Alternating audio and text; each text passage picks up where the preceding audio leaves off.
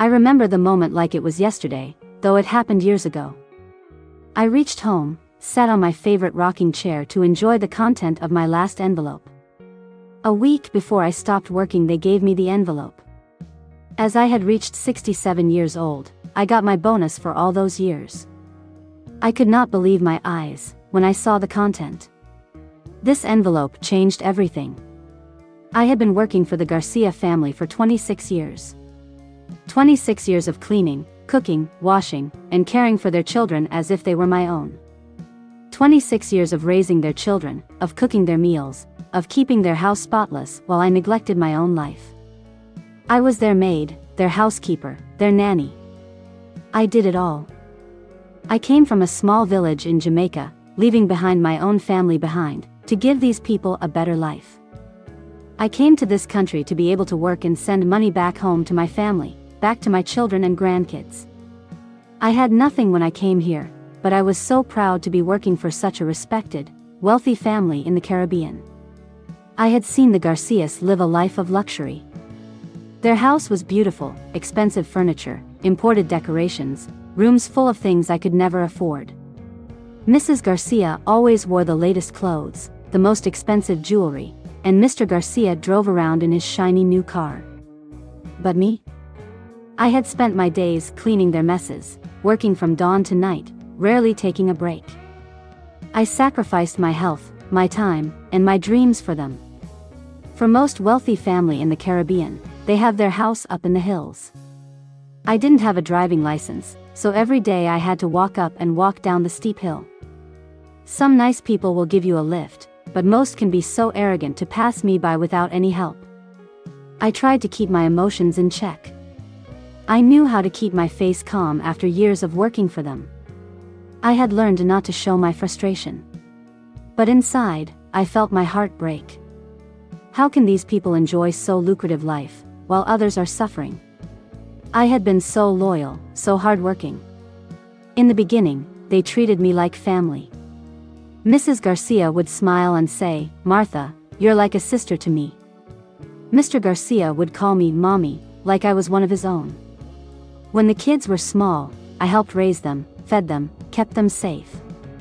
I watched them grow from toddlers to teenagers. I celebrated their birthdays, helped them with school projects, and made sure they were always taken care of. In my heart, they were my children too. But as the years went on, things changed. The family became more distant, and so did I. The kids grew up, and I was pushed to the side. They didn't need me as much anymore. Mr. Garcia's business expanded, and Mrs. Garcia became more interested in shopping and parties than in spending time with the family. I was just there, in the background, doing my job quietly, never asking for anything. I could have gone home. I had family back in Jamaica. I could have left years ago, but I stayed because I believed in what I was doing. I stayed for them, especially for the kids. I thought they would take care of me when I was old and tired, just as I had taken care of them when they were young. But now, as I stared at the $300 in this envelope, I realized I had been a fool. They hadn't seen me as family. They hadn't appreciated me the way I had hoped. I had given them everything, my youth, my strength, my love, and in return, they gave me a measly $300. It was insulting. To think that they could look me in the eye and hand me so little for all I had given them. How could they do this to me? After all I had done? $300. After 26 years of sweat, tears, and loyalty. I felt something shift inside me that day. Anger. Betrayal. A quiet resolve. I knew I couldn't let them get away with it. Not anymore. But I didn't act right away. I didn't storm the next day and throw the money in their faces. No, I was too clever for that. I knew how to play the game. I had learned over the years to keep my emotions hidden, to wait for the right moment. Days passed, and I watched them. Mr. Garcia was still busy with his business, and Mrs. Garcia was often out with her friends, spending money they didn't need to spend. The kids, grown now, rarely visited. The house felt empty. Silent. It was as if they were already preparing for my departure, as if they thought they could just hand me the money and send me on my way without a second thought. I kept working, kept doing my job as usual. But in the back of my mind, I was planning my move. I knew their routine. I knew when Mr. Garcia would be out golfing, and when Mrs. Garcia would be at the spa. I knew the house inside and out, every corner. I had cleaned all over. I had access to everything. And that day, I decided to use that knowledge to my advantage. While they were away, I went to their study, where I knew Mr. Garcia kept important documents. The safe was easy to open, he trusted me too much. I took a few things, nothing too obvious. A small jewelry box, a few expensive watches, some documents. Nothing that would raise too many questions. It wasn't about the money. It was about showing them that I knew how vulnerable they were. It was about making sure they would never forget how they had treated me. So I misplaced all the items in the house, places that I knew they would never find, because they never cleaned the house. The next day, I packed my things. I didn't say goodbye. I didn't need to. I had already given them everything they needed to know. I was done. Weeks passed by and they noticed the lost. Mrs. Garcia called me to see if I knew anything, and of course I didn't know anything. So she called the police. Mr. Garcia's face went white. But they never suspected it was me. I had been too careful, too quiet. I had made my point. A couple of weeks passed by, I start preparing to go back home, go back to my family. I got a phone call. Mr. Garcia was crying on the phone, asking me for my help. Silly of me, I still rushed to their house. When reached there, I saw Mrs. Garcia in bed. Apparently, she had a terrible accident which left her paralyzed from waist down. She needed someone to take care of her, and they thought of me. I could not believe my ears. How could they ask me to come take care of her, after giving me only $300?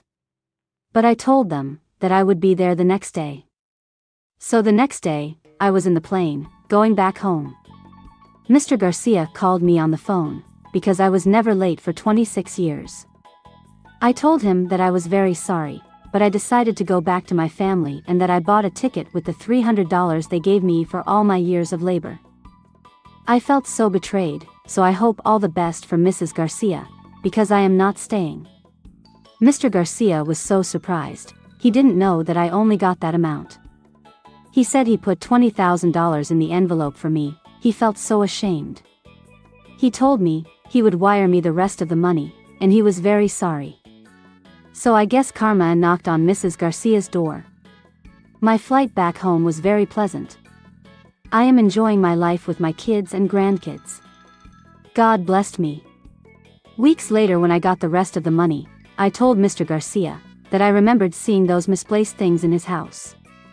He was very pleased with that. I never heard from them again.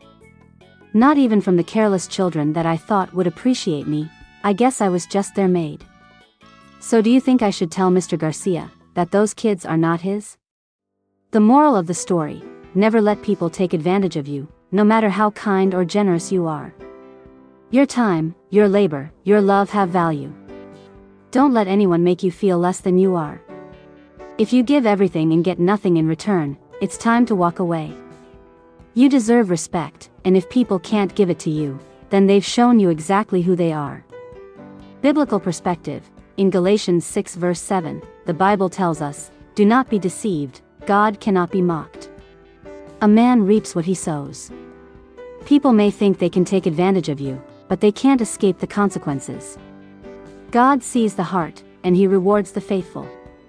Remember, God is always watching, and He will provide for those who are faithful, even when others fail to appreciate you. My opinion: at my age I can advise you, please concentrate on your well-being first and of your family. In the end, it's all about your own family.